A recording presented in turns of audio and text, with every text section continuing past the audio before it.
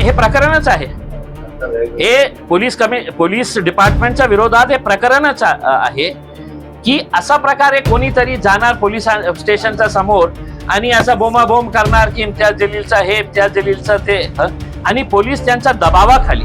मी तर मुख्यमंत्र्यांना आवाहन करतो की त्यांनी पोलीस कमिशनरांना विचारावं की कशा प्रकारचा दबाव त्यांच्यावर हे संजय शिरसाटनी आणलं होतं की माझ्या विरोधात पूर्ण जितके पोलीस स्टेशन्स आहे शहरामध्ये करा, मी तयार आहे। हे मी जे तुम्ही केलेलं आहे ना, कोणत्याही परिस्थितीमध्ये हे मनामध्ये शंका आणू नये।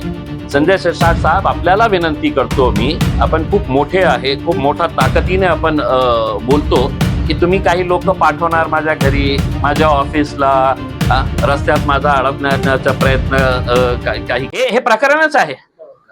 हे पोलीस डिपार्टमेंटच्या विरोधात हे प्रकरणच आहे की असा प्रकारे कोणीतरी जाणार पोलीस स्टेशनच्या समोर आणि असा बोंबाबोंब करणार की इम्तियाज जलीलचा हे इम्तियाज जलीलचं ते आणि पोलीस त्यांच्या दबावाखाली।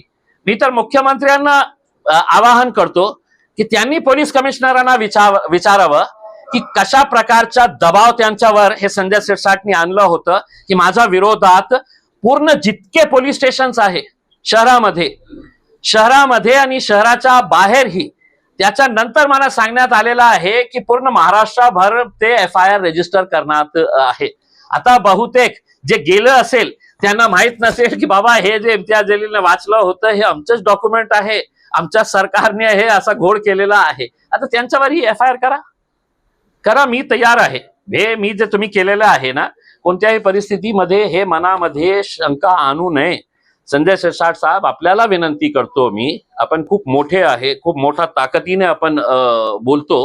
हे आपल्या मनातून काढून टाका की तुम्ही काही लोक पाठवणार माझ्या घरी, माझ्या ऑफिसला, रस्त्यात माझा अडकण्याचा प्रयत्न काही केलं किंवा अशा प्रकारचे पोलिसांच्या तंत्राचा वापर करून तुम्ही मला थांबवण्याची असा विचार तुमच्या मनात येत असेल तर कृपा करून ते बाहेर काढून टाका। मी जे मिशन घेतलेलं आहे ते मिशनवर मी उभे राहणार आहे।